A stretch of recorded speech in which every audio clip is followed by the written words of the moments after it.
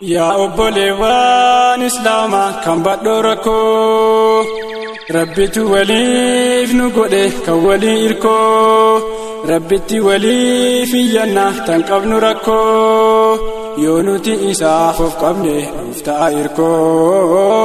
yoo nuti isaaf of qabne nuuf ta'a irkoo yeroo ati taate dukkana jal'ina keessa Ibilisni abaaramaan gara keedheessa akkati badii hojjettu si jajjabeessa wamaa si argaa hin jiru sitti fakkeessa badii keessatti si gate si biraa deessa shayxaana jaalan deemin yaa obboleessa qubsuma kan keetu ta'a jahannam keessa namni si baasuu hin jiru ibidda keessa mee nafsee tantee baraari yaa obboleessa mee nafsee tantee baraari yaa obboleessa yaa rabbi badii teennarraa as nu deebisi karaa qajeelaa sanarraa mee nu deemsisi qur'aana kan keetti hojjechuu mee nu laaffisi sunnaa nabiyyi hordofuurran nu jabeessi sahaabaa nabiitti hidhachuu mee nu laaffisi shari'aa diinii islaamaa nu qabachiisi firdoosa kan kee bareedaa san nu dhaalchisi firdoosa kan kee bareedaa san nu dhaalchisi kottaa haa irraa fagaannu badii hojjannu maasiyaa xiqqoo hin qabdu hunda hadhiisnu furmaata rakkina kennaa akka argannu ofumaa badii hojjanne of hin sallamnu akka rabbii keenya irraa araara argannu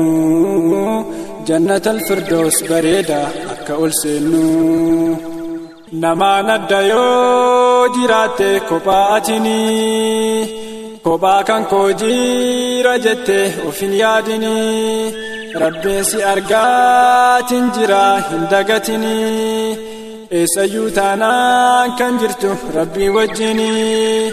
rabbiin na argaa hin jiruuf badiin hujini mee rabbii kan kee sodaachuu yoo mul'isini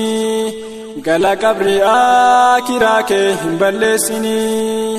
osoma laaltu firdawsiin mee hin dhabini osoma laaltu firdawsiin mee hin dhabini yaa warra rabbiitti amantee rabbi sodaadhu badii hojjettee hunduma irraa toobadhu cinqee guyyaa gaaf qiyaamaa sana yaadadhu har'a sabriidhaan of qabi rabbiin sodaadhu qaama kee haraama irraa mee of qusadhu jannata rabbii bareedaa sana goonfadhu jannata rabbii bareedaa sana goonfadhu rabbiin sodaadhaa yoo jedhan biran dabrini osoo sitti himan diddee badiin hujini jazaan isaanii jahannam warra didanii minxaafiin isaanii fokkata kan afatanii qabriin isaanii keessattis ni cinqamanii rabbiin jalaa nu haa baasu baay'ee cinqeenii rabbiin jalaa nu haa baasu baay'ee cinqeenii yaa rabbii keenyaa si malee homaa hin qabnu simaatuu danda'a imaanaaf sodaa nuuf kennu hojiin keenya hin bareedu kan nu hojjannu haraama adda addaa irraa kan nuti deemnu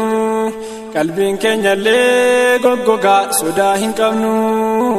haa ta'uu rahmata keerraa garaa murannu simaatu araaramaadha nuuf araarami jannata kan kee bareedaa mee nu shallami jannata kan kee bareedaa mee nu shallami yaa obboleewwan islaamaa maa sodaattanii guyyaa abbaan ilmaan jedhee didu ilmini haqa abbummaa kan kootiin si kadha'anii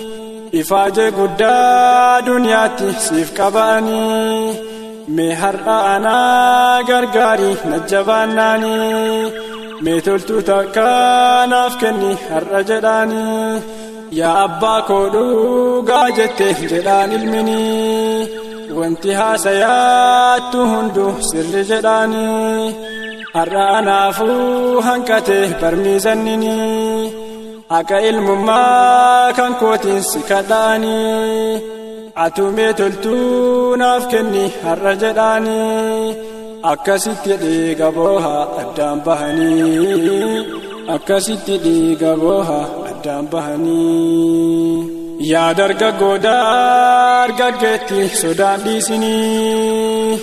seeftii walii eeguuf jette zinaan hujinii jireenya kan keen jalqabin mee haraamaanii mee rabbii kan kee sodaadhu of hin miidhinii